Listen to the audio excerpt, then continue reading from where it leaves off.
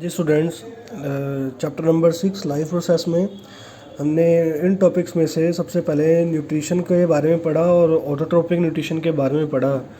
तो आज का जो हमारा टॉपिक रहेगा वो रहेगा हीटरोट्रोपिक न्यूट्रिशन और किस तरीके से अमीबा न्यूट्रिशन करता है। ठीक है, तो ये टॉपिक्स रहेंगे सबसे पहले हमारे, उसके बाद हम इनको डिस्कस करेंगे डाइजेस्टिव सिस्टम और अपना आगे रेस्पिरेटरी सिस्टम। तो स्टूडेंट, सबसे पहले आज हम पढ़ते हैं हीटरोट्रोपिक न्यूट्रिशन। तो हीटरोट्रोपिक न्यूट्रिशन क्या होता है, इसके बारे में आज हमारी डिस्कशन रहेगी। तो ये हीटरोट्रोपिक न्यूट्रिशन और हीटरोट्रोप्स किन्हें बोलते हैं बच्चों? हीटरोट्रोप्स उन्हें बोलते हैं जो अपने फूड के लिए, अपने सर्वाइवल के लिए दूसरों पे डिपेंड करते हैं, उन्हें बोलते हैं हीटरोट्रोपिक न्यूट्रिशन। तो ये बात आपको याद रखनी है, हीटरोट्रोप्स उन्हें बोलते हैं और जिस तरीके से उनका जिस मेथड से वो न्यूट्रिशन करते हैं उसे बोलते हैं हीटरोट्रोपिक न्यूट्रिशन। तो स्टूडेंट, इसमें हम याद रखेंगे कि इस न्यूट्रिशन में ऑर्गेनिज्म डिपेंड करता है अदर ऑर्गेनिज्म पे सर्वाइवल के लिए। ठीक है, तो ग्रीन प्लांट्स पे भी डिपेंड करते हैं, आप ऐसा भी ले सकते हैं। ठीक है, तो इसके अंदर in this nutrition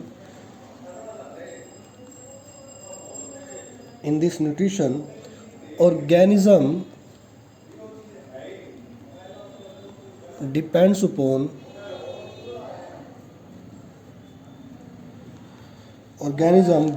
upon other organism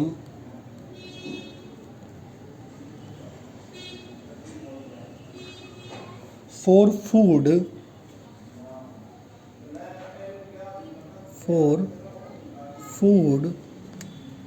to survive। ये बच्चों आपने बात याद रखनी है कि अपने सर्वाइवल के लिए वो डिपेंड करते हैं दूसरे ऑर्गेनिज्म पे।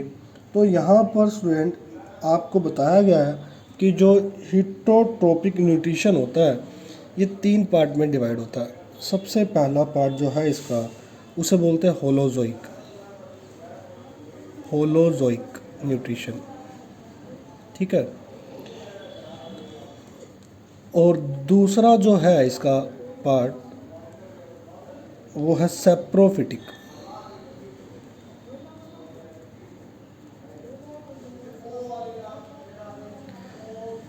तीसरा जो है वो है पैरासिटिक।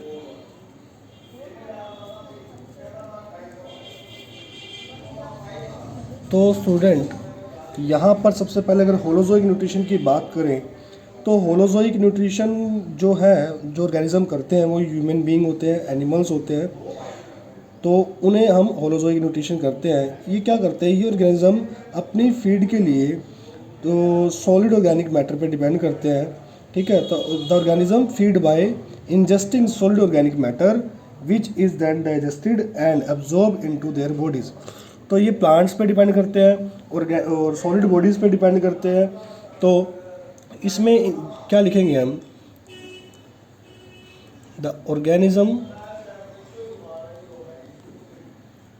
फीड बाय इंजेस्टिंग या इनटेक सॉलिड ऑर्गेनिक मैटर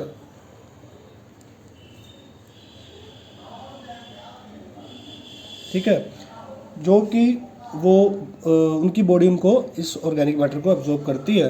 तो इसका एग्जाम्पल क्या रहेगा, ह्यूमन बीइंग्स। ठीक है, और जितने भी एनिमल्स हैं, अमीबा भी होलोजोइक न्यूट्रिशन करता है, उसका मोड ऑफ न्यूट्रिशन जो है वो होलोजोइक है। अब बात करते हैं सेप्रोफिटिक की। सेप्रोफिटिक में बच्चों जो सेप्रोफाइट्स होते हैं तो वो कहाँ से फीड लेते हैं, डेड बॉडीज से, डेड डिकेइंग मैटर से।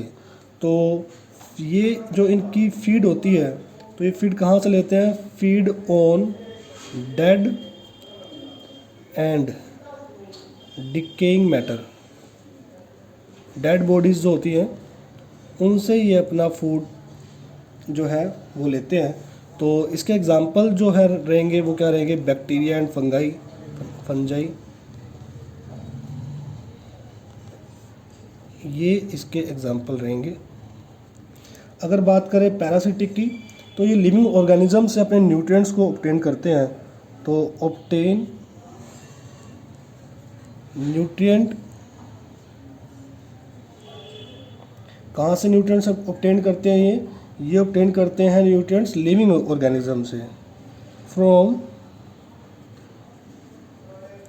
Living organism.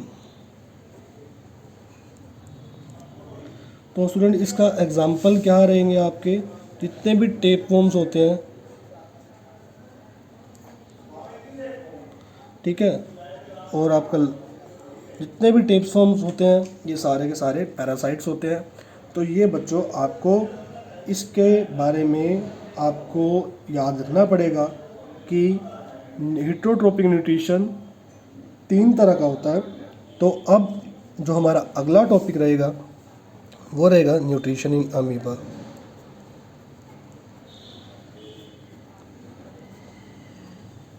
तो बच्चों अमीबा जो होता है यूनिसेलुलर ऑर्गेनिज्म है, इसकी शेप आप अपनी मर्ज़ी से कैसे भी बना सकते हैं। तो यहाँ पर इसका ये न्यूक्लियस होता है, और ये न्यूक्लियाई के जो ये बाकी सारा मटेरियल है जेली लाइक सब्सटेंस, इसे बोला जाता है साइटोप्लाज्म। और यहाँ पर मान लीजिए इसका एक फॉल्स फीट होते हैं या फॉल्स माउथ, इसे बोलते हैं स्यूडोपोडिया। तो मान लीजिए कि ये एक फूड है या कोई प्रे है जो कि इसको अमीबा को जो ये निगलना है, ये प्रे जो है ये इसके लिए ये एक फूड है जो इसको निगलना है। तो इस फूड को निगलने के लिए क्या करेगा, सबसे पहले ये अपने स्यूडोपोडिया जो फॉल्स फीट है उसको ओपन करेगा और फूड का इनटेक करेगा। जब ये इनटेक करेगा तो अमीबा के अंदर कुछ इस तरीके से ये अमीबा का न्यूक्लियस है,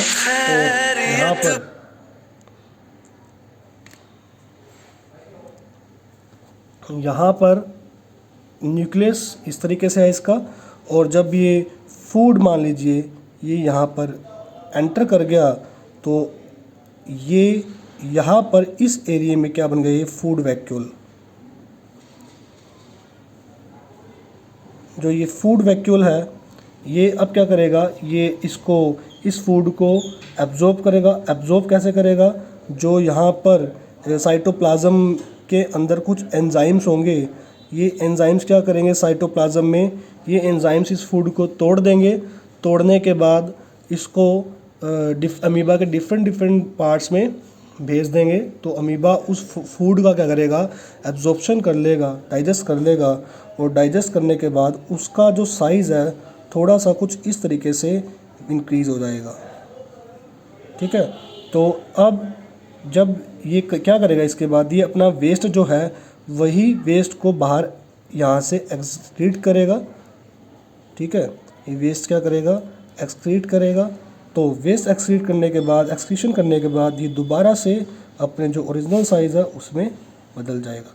तो ये बच्चों हर एक तरीके के प्रोसेस करता है जो कि नॉर्मल होलोजोइक न्यूट्रिशन में देखे जाते हैं। ये डाइजेशन भी करता है, एब्जॉर्प्शन भी करता है, और उसके बाद एक्सक्रीट भी करता है।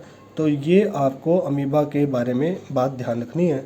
तो ये स्टूडेंट इम्पोर्टेंट है और आपको याद रखना है। तो आज के लिए स्टूडेंट हम इतना ही करते हैं, और नेक्स्ट लेक्चर में हम डाइजेस्टिव सिस्टम पढ़ेंगे। तो उसका एक अलग से ही लेक्चर बनाया जाएगा, क्योंकि अगर हम इसमें उसको कवर नहीं कर रहे हैं तो उसका एक अलग से ही लेक्चर बनाएंगे। तो डाइजेस्टिव सिस्टम और रेस्पिरेटरी सिस्टम, ये हमने 2 टॉपिक पढ़ने हैं, ये बहुत इंपॉर्टेंट है। तो नेक्स्ट लेक्चर में आपको ये दोनों टॉपिक जो हैं ये मिल जाएंगे। तो आज के लिए आप इसको इतना ही नोट डाउन कर लें।